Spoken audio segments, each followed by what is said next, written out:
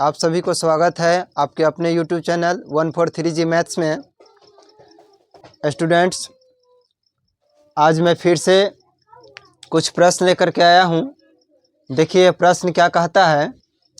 प्रश्न है 3x + 2 = 7।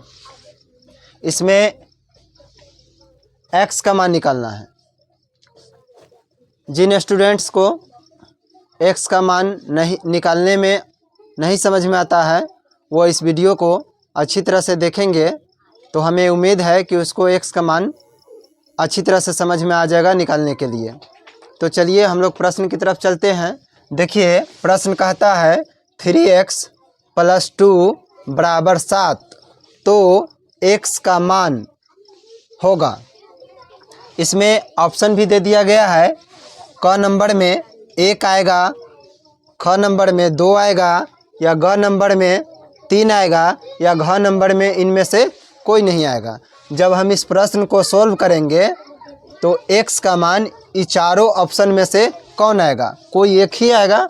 तो पहले इस प्रश्न को चलिए हम लोग बनाते हैं, फिर देखते हैं इस चारों ऑप्शन में से कोई एक कौन सा आ रहा है।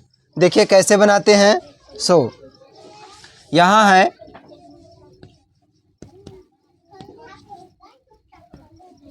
प्रश्न 3x + 2 = 7।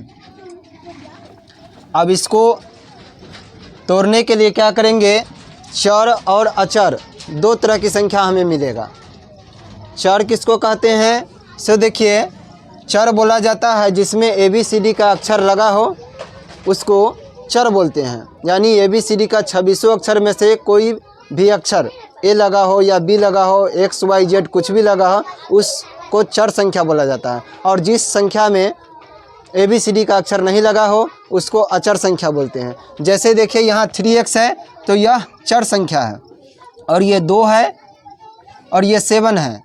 ये 2 और 7 दोनों जो है वह अचर है। इसमें ABCD का अक्षर ना लगा हुआ है इसलिए यह अचर है। दोनों एक तरह का जाति है। ये 2 और 7 दोनों एक तरह की जाति है। अब हम क्या करेंगे? इस 3x को ज्यों के त्यों उतार देंगे। इसके बाद ये बराबर का चिन्ह है, ये बराबर का चिन्ह यहाँ उतार देंगे। बराबर के पहले से 7 रह रहा है तो 7 को यहाँ लिख देंगे। इसके बाद यह 2 जो है प्रश्न में यह इसी का जाति है 7 का, तो इस 2 को उधर ले जाएंगे यानी बराबर के उस बगल ले जाएंगे।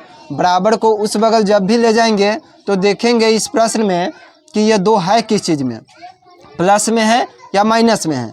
तो इस प्रश्न को देख रहे हैं 2 को प्लस में है। जब बराबर के उस बगल ले जाएंगे तो यह माइनस में हो जाएगा। जब 2 को ले जाएंगे तो यह माइनस में हो जाएगा। फिर इसको 3x ज्यों का त्यों उतारेंगे, बराबर को ज्यों का त्यों उतार देंगे। यहाँ है क्या? 7 में से 2 घटाने के लिए कह रहा है, घटा देंगे तो बचेगा 5। और फिर इसमें x का मान निकालेंगे। यहाँ छोड़ेंगे x, बराबर के बगल में पहले से रह रहा है 5 को यहाँ हम लिख देंगे। यहाँ जो देखिए x को लिख दिए हैं लेकिन 3 को नहीं लिखे हैं। 3 यहाँ पर गुना में छुपा है। 3 को यहाँ नहीं लिख करके हम 3 को उधर ले जाएंगे बराबर के उस बगल। तो बराबर के उस बगल ले जाएंगे। जब भी गुना को बराबर के उस साइड ले जाते हैं तो वह बट्टा में यानी भाग में हो जाता है। तो 3 को ले जा रहे हैं तो यहाँ हो जाएगा 3। ध्यान रखिएगा जब भी गुना वाले कोई भी संख्या को बराबर को उस साइड ले जाएंगे तो वह बट्टा में आ जाता है यानी भाग में आ जाता है। तो 3 यहाँ था, 3 को यहाँ ले आए इस साइड, बट्टा में हो गया 3 से इसको हम भाग देंगे। लेकिन हमारा x का मान इतना ही पर हो गया। अब चलिए इसमें हम देखेंगे ऑप्शन जो है उस ऑप्शन में देखेंगे कि हमारा 3/5 5/3 आया है या नहीं। तो देखिए क नंबर में वैसा नहीं है, ख नंबर में देखिए वैसा नहीं है, ग नंबर में वैसा नहीं है, घ नंबर में लिखा हुआ इनमें से कोई नहीं है। तो यानी x नंबर जो हमारा निकला है x का मान वह घ नंबर ही मिल रहा है जिसमें ऑप्शन में से कोई नहीं है। तो आंसर हमारा हो जाएगा घ। आंसर हमारा हो जाएगा घ। लिख देंगे इनमें से कोई नहीं।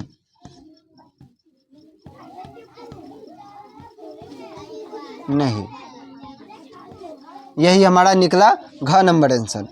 उसी तरह का दूसरा प्रश्न है, कहता है 4x प्लस 10 बट्टा 5x बराबर 1 में x का मान है।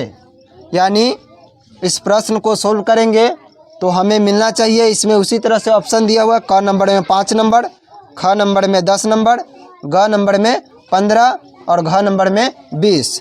यानी इस प्रश्न को तोड़ने पर या ये क नंबर ऑप्शन मिल जाए, या ख नंबर मिल जाए, या ग नंबर मिले, या घ नंबर मिले, ये चारों में से कोई एक हमें मिलेगा।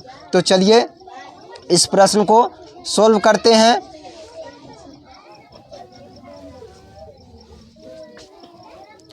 इसको मिटा लेते हैं।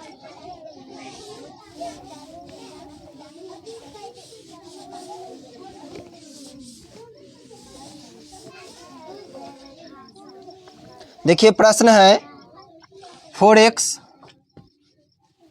प्लस 10 बाई 5x बराबर 1। चलिए इसको सोल्व करते हैं। देखिए इसको सोल्व करने के लिए एक का बट्टा में 1 ले लेंगे। अब इसको तिर्यक मल्टीप्लाई गुना करेंगे, यानी इस ऊपर वाले से इसके नीचा में और इसके ऊपर वाले से इसके नीचा में गुना कैसे करेंगे। सो देखिए 4x प्लस 10, इसमें हमको ब्रैकेट्स लगा देंगे। ब्रैकेट्स लगाने के बाद ये ऊपर वाले संख्या है, इसको देखिए यहाँ मिलाए हुए हैं, इस 1 से इसमें गुना करेंगे। अब ब्रैकेट्स किस लिए लगाए हैं, ब्रैकेट्स जो लगाए हैं तो ये 1 जो है यह दोनों संख्या में गुना कर रहा है, इसलिए ब्रैकेट्स लगाना पड़ता है। अगर आप नहीं लगा रहे हैं तो इसका बोध हो जाएगा। अगर कोई बच्चा लिख दे रहा है 4x प्लस 10 और गुने 1 लिख देगा तो यह लिखने का तरीका गलत है, क्योंकि यह 1 जो है दोनों में गुना कर रहा है, लेकिन तरीका कह रहा है क्या कि सिर्फ 10 में ही 1 से गुना होगा, इसीलिए इसको ब्रैकेट्स लगाते हैं। तो आप समझ गए होइएगा कि ब्रैकेट्स किस लिए लगाते हैं। जब किसी दोनों संख्या या 3 संख्या हो या उससे अधिक संख्या हो तो उसमें गुना किया जाता है, इसलिए ब्रैकेट्स लगाते हैं। तो यहाँ ब्रैकेट्स लगा करके 1 डाल दिए, बराबर, ये बराबर उतार दिए, बराबर के बगल में पहले से 1 रह रहा है तो 1, इसके बाद इसमें गुना कर रहे हैं 5x से, इसके ऊपर वाले से इसके नीचे से, तो यहाँ है 5x को उतार दिए। अब इस 1 से 4x में गुना करेंगे तो कितना आएगा, 4x ही आएगा। फिर इस 1 से 10 में गुना करेंगे तो कितना आएगा, 10 ही आएगा, बराबर इस 5x से 1 में गुना करेंगे तो 5x आएगा। अब देखिए उसी तरह के संख्या आ गया, जैसे 2 चर संख्या और 1 अचर संख्या। चर संख्या किसको कहते हैं हमने बताए हैं कि जिसमें ABCD का अक्षर लगा हो। तो देखिए 5x, इसमें 4x है, 4x लगा है, और यहाँ में भी क्या है, बराबर के इस साइड 5x। यह 4x और 5x दोनों एक तरह की संख्या है। या इस 4 को उधर में ले जाइए या 5 को इधर ले आइए। तो चलिए इस संख्या को ही उधर ले जाते हैं, तो छोड़ रहे हैं किसको, 10 को। 10 को यहाँ छोड़ेंगे, बराबर पहले से रह रहा है 5x, ध्यान दीजिएगा 5x।